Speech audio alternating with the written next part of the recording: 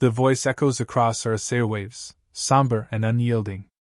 It is with great sorrow that we announce the assassination of NATO Chief Alina Kovac, humanity's representative to the Galactic Council. The words hang heavy, a collective gasp sweeping through billions. Kovac, a beacon of unity and hope, was gone.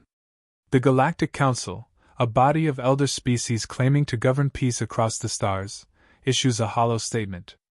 This was an isolated incident, they claim.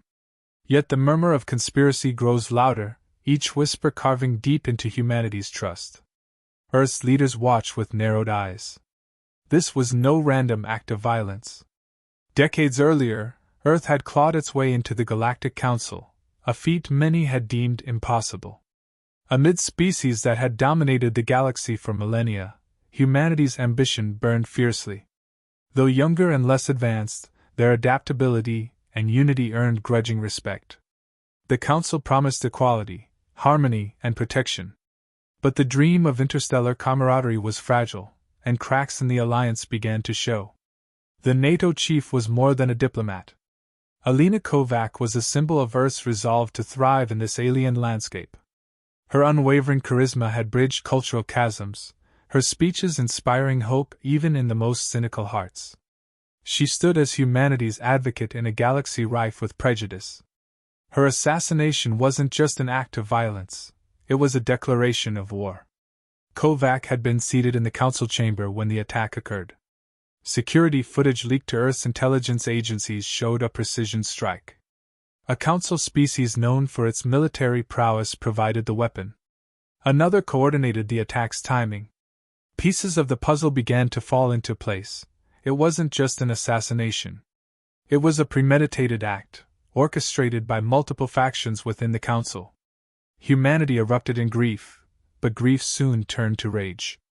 Mass protests erupted in megacities across Earth. From the floating spires of New Tokyo to the deep space colonies of Titan, humanity demanded answers. Earth's ambassadors presented their findings to the Council.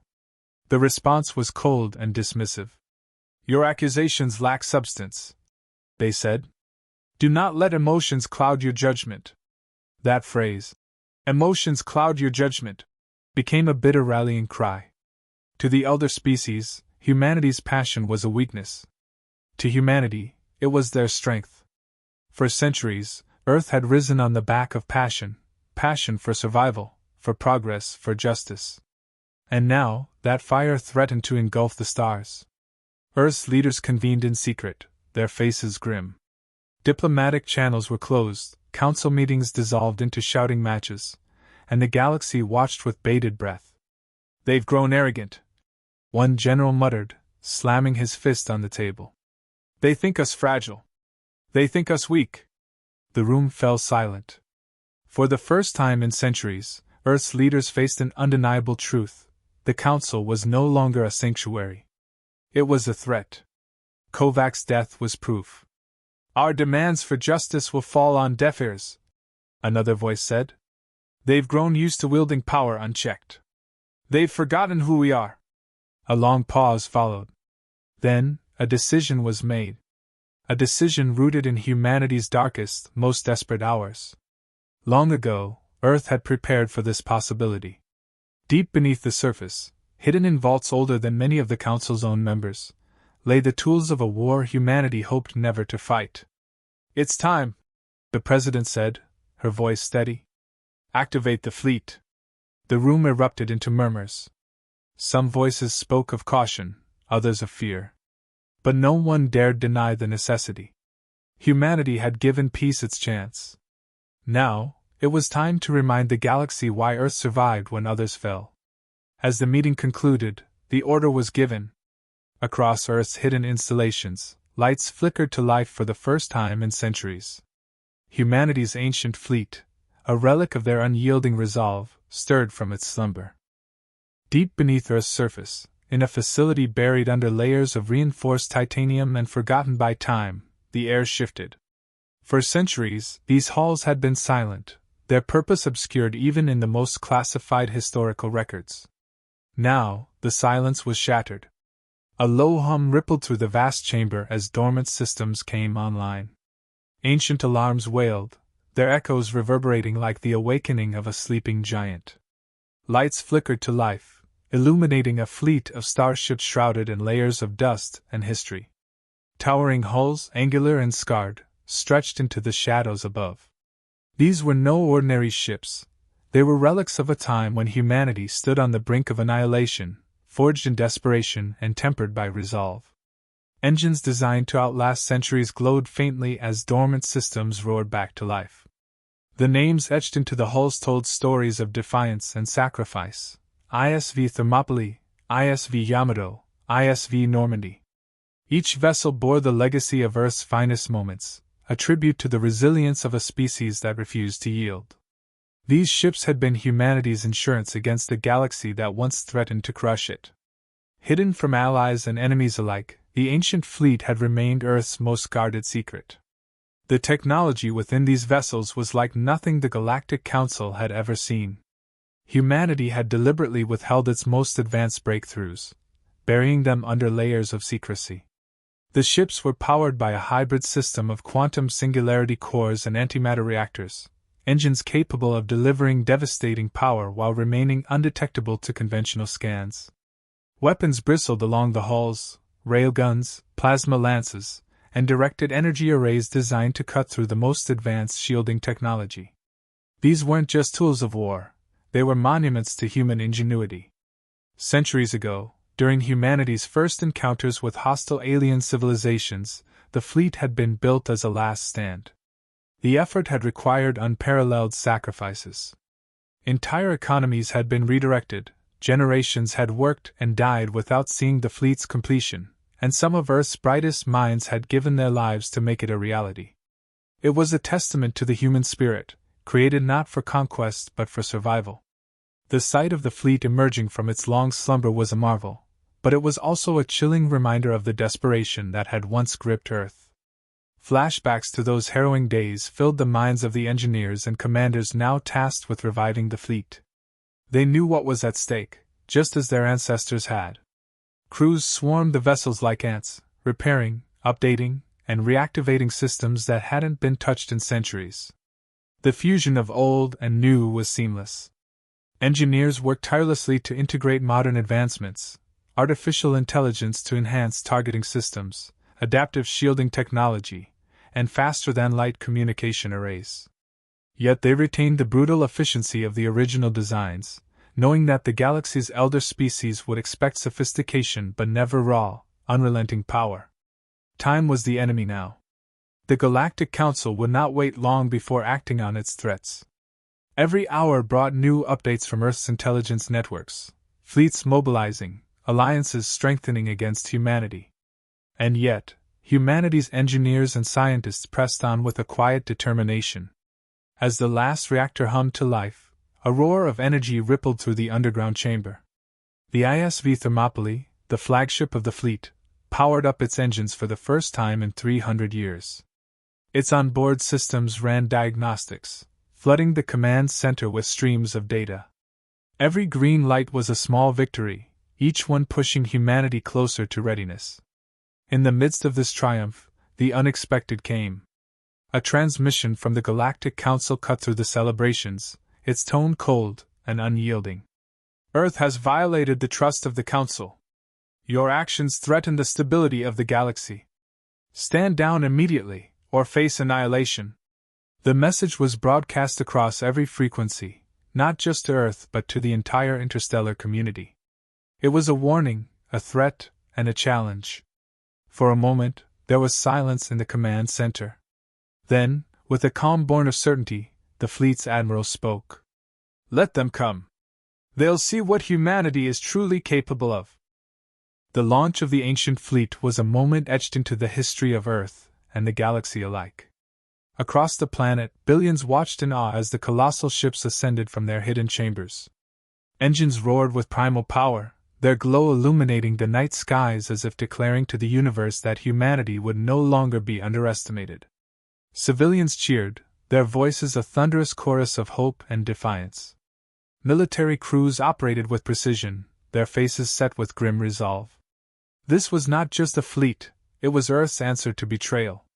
The ships broke through the atmosphere, their hulls reflecting the light of Earth's sun as they formed a tight formation. From orbit, their scale was staggering. Each vessel carried the scars of its creation, a physical testament to humanity's willingness to sacrifice for survival. The fleet set its course for the Galactic Council's core world, a journey that would carve a path through some of the most heavily defended sectors in the galaxy. It wasn't long before the first obstacle appeared.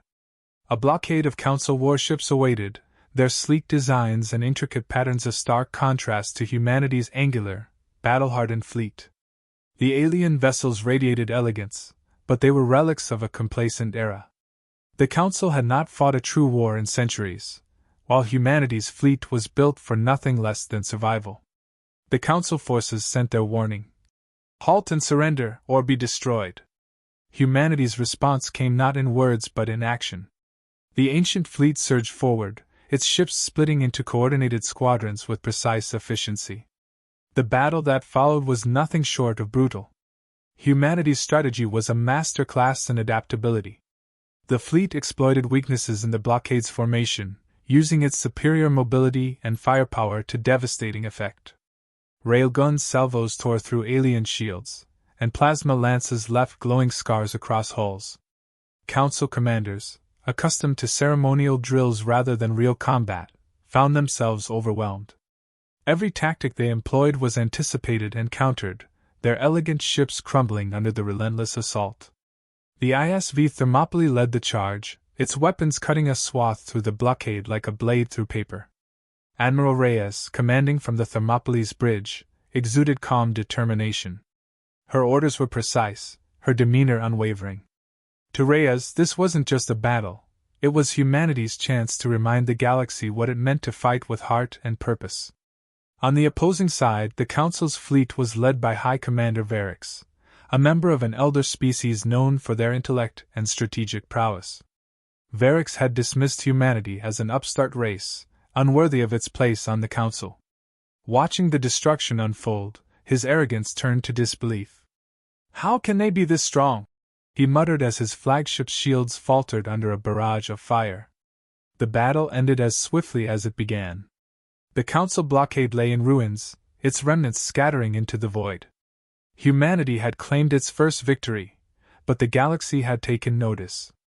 The news spread like wildfire, shaking the foundations of the interstellar order. On distant worlds, species once loyal to the Council began to question their allegiance. Some admired humanity's defiance, while others feared the consequences of standing against a power so ruthless. The Council itself descended into chaos. Politicians argued, military leaders scrambled to deploy reinforcements, and whispers of betrayal grew louder. Admiral Reyes, standing amidst the tactical displays on the Thermopylae's bridge, issued orders for the fleet to continue its advance. Her voice carried the weight of Earth's determination.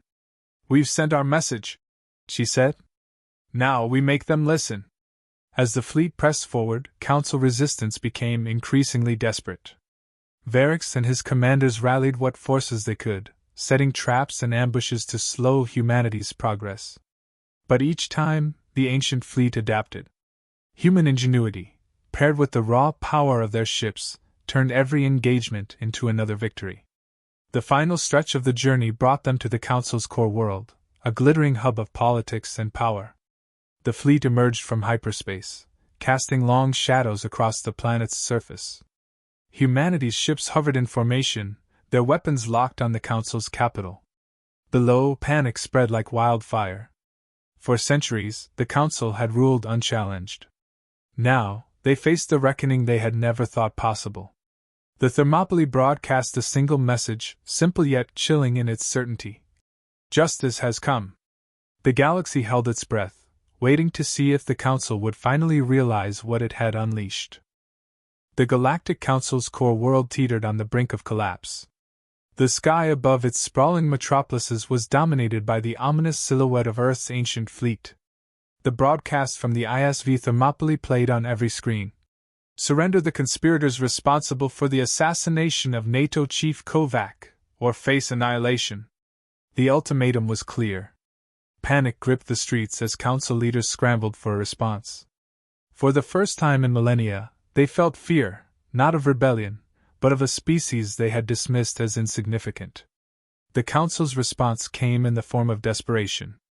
Elite fleets, long hidden in reserve, were deployed to protect the core world.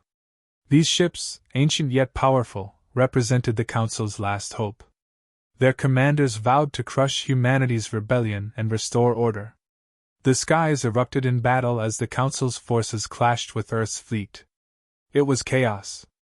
The Council's elite ships, once symbols of unmatched power, found themselves outmaneuvered and outgunned.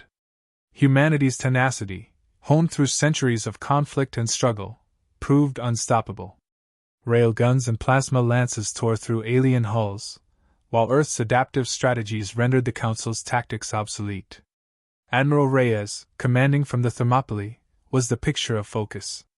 Every decision she made carried the weight of humanity's future.